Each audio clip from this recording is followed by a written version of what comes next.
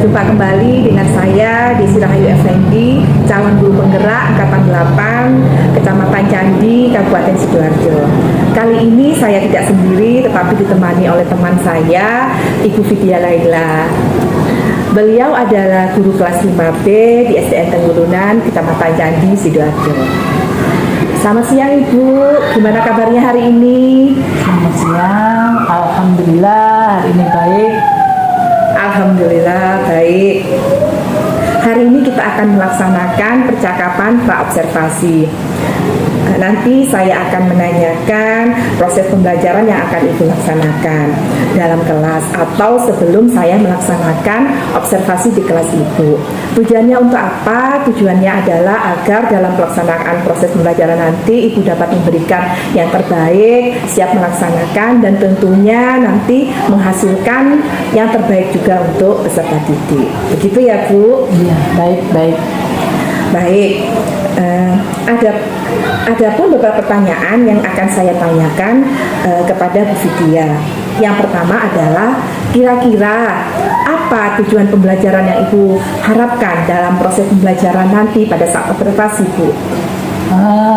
Berdasarkan rancangan pembelajaran yang saya buat, saya ingin tujuan yang saya capai itu nantinya yaitu peserta didik ingin dapat menyebutkan norma yang berlaku di lingkungannya sebagai bentuk sikap beriman dan bertakwa kepada Tuhan Yang Maha Esa.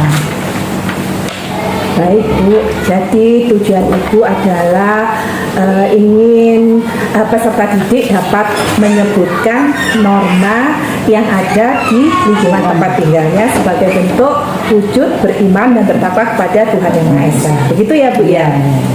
Baik. Untuk area pengembangannya kira-kira menggunakan apa ya Bu ya? Untuk pengembangannya itu saya menggunakan 2 pengembangan, yaitu pengembangan pada pengetahuan dan pengembangan pada keterampilan.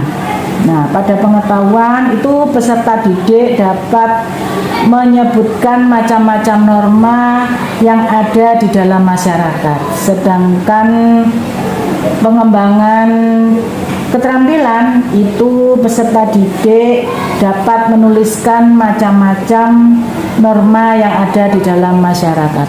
Baik, jadi area pengembangannya Bu Vidya menggunakan 2 aspek, pengetahuan dan keterampilan ya Bu. Ya. Di mana pengetahuan siswa dapat menyebutkan macam-macam norma dalam kehidupan di lingkungan masyarakat, yang keterampilan siswa dapat menuliskan norma yang ada di lingkungan tempat tinggalnya. Baik. Selanjutnya Ibu, yang ingin saya tanyakan adalah bagaimana rancangan pembelajaran yang Ibu lakukan. Bisa dilihat dari strategi pembelajarannya, model pembelajarannya, dan metode pembelajarannya. Untuk strategi pembelajarannya itu menggunakan pembelajaran berdiferensiasi berdasarkan kesiapan belajar yang diintegrasikan dengan pembelajaran sosial, emosional. Sedangkan model pembelajarannya itu saya menggunakan penyelesaian masalah atau problem solving atau PBL. Sedangkan metode pembelajarannya yaitu menggunakan pengamatan, diskusi kelompok, dan juga presentasi. Baik.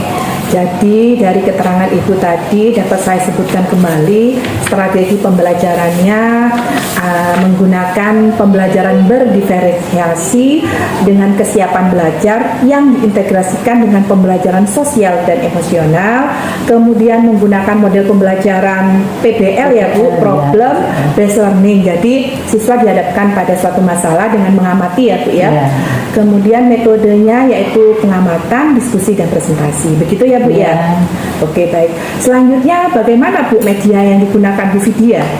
Untuk media yang saya gunakan adalah menggunakan PowerPoint, kemudian video, dan juga proyektor serta LKPD. Baik Bu. Baik, tadi Ibu sudah menjelaskan media. Kemudian kira-kira kapan Bu Vidya akan melaksanakan pembelajaran tadi, Bu? Nanti di hari Sabtu tanggal 16 September 2023 pada jam pertama saya waktunya pendidikan Pancasila. Oke. Baik, Bu. Nah, pada hari Sabtu besok tanggal 16 September 2023 saya akan datang ke kelas Ibu di 5B. Di sana nanti saya akan melihat Ibu dan mencatat hal-hal apa yang terjadi pada proses pembelajaran Ibu. Begitu Bu Vidya. Kira-kira sebelum saya akhiri, apa yang Ibu dapatkan dalam percakapan ini, Bu? Yang saya dapatkan dalam percakapan ini adalah media apa yang akan saya gunakan dalam pembelajaran nanti. Kemudian saya juga akan mempersiapkannya lebih matang lagi dari sekarang. Baik, terima kasih Bu Vidya atas waktunya, atas percakapan pada praobservasi ini. Sampai ketemu lagi kita pada saat observasi supervisi kelas dan pada saat percakapan pasca observasi nanti bersama pengajar praktik. Begitu ya, Bu? Oke. Demikian percakapan kami, percakapan pada pra-observasi. Sampai berjumpa lagi pada saat observasi seperti kelas dan percakapan pasca observasi. Terima kasih. Assalamualaikum warahmatullahi wabarakatuh. Terima kasih Bu Vidya. Sama-sama.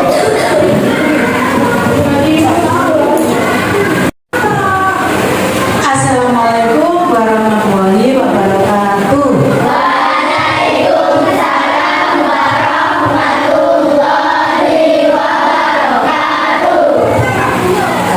Bagaimana anak hari ini? Kalian sudah siap belajar?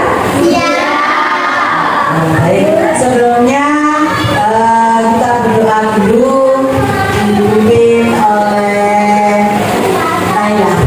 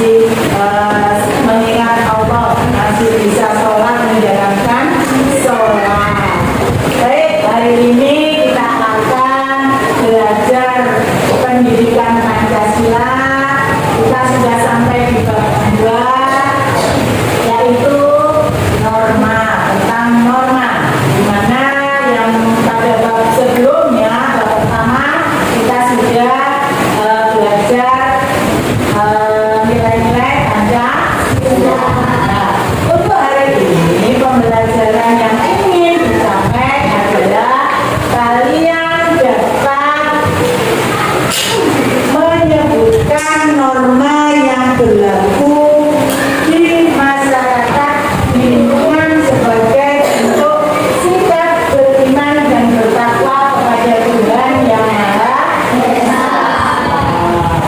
Baik, sekarang coba kalian perhatikan video berikut ini.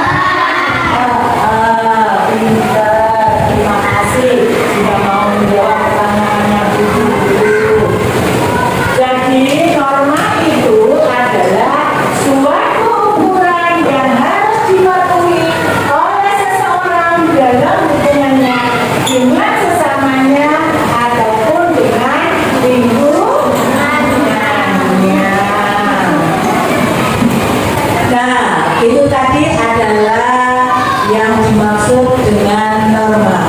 Selanjutnya, apakah yang dimaksud dengan norma kesopanan ya? Ada yang tahu norma kesopanan? Kita ayo ada? Apa ada?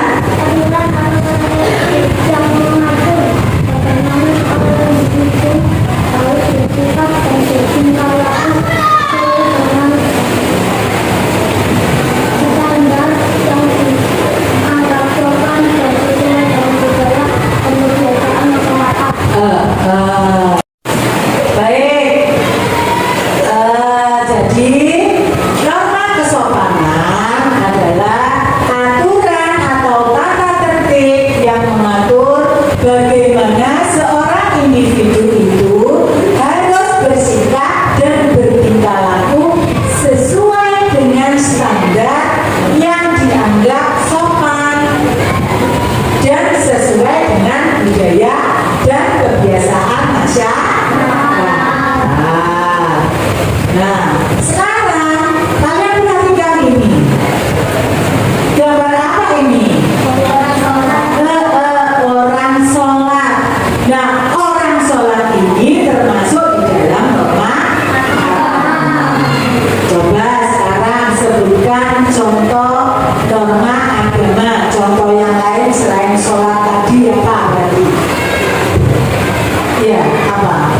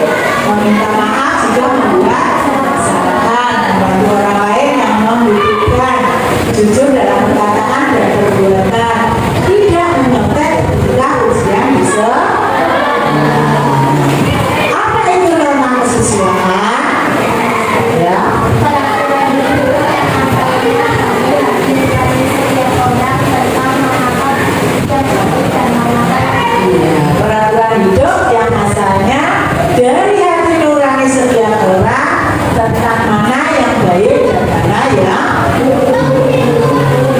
nah itu tadi tentang norma. Baik anak-anak, tadi kita sudah belajar tentang norma dan juga macam-macam norma beserta contohnya. Nah sekarang adakah yang mau bertanya? Nah, berarti ibu anggap kalian sudah mengerti. Nah sekarang Bu Guru punya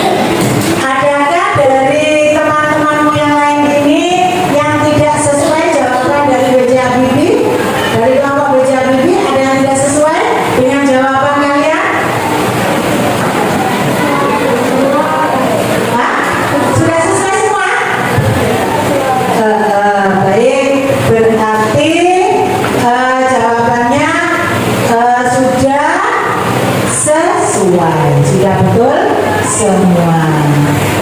Nah, demikian tadi jawaban dari kelompok BC. Jadi sudah sesuai semuanya ya. Sekarang dari pembelajaran ini bisa kita simpulkan bahwa norma itu adalah apa tadi? Suatu ukuran yang harus dipenuhi oleh seseorang dalam hubungannya dengan sesamanya ataupun dengan lingkungannya. Itu yang pertama. Dan kesimpulan yang kedua adalah macam-macam norma ada berapa? Apa saja? Norma hukum, norma kesopanan, norma agama, dan norma kesusilaan. Itu tadi pembelajaran kita hari ini. Semoga apa yang kita pelajari dapat bermanfaat. Demikian. Wassalamualaikum warahmatullahi wabarakatuh. Waalaikumsalam warahmatullahi wabarakatuh. Assalamualaikum warahmatullahi wabarakatuh. Berjumpa lagi dengan saya Yesi Rahayu Effendi, calon guru penggerak angkatan 8 dari SDN Tenggulunan, Kecamatan Candi, Kabupaten Sidoarjo. Pada percakapan ini adalah percakapan pasca observasi setelah saya dengan teman sejawat saya bernama Ibu Vidya melaksanakan percakapan pra-observasi dan observasi kelas. Kami perkenalkan, ini adalah Ibu Winarti, pengajar praktek yang membersamai saya selama guru penggerak. Assalamualaikum Bu, bagaimana kabarnya? Waalaikumsalam, kabarnya baik Bu Desi. Alhamdulillah.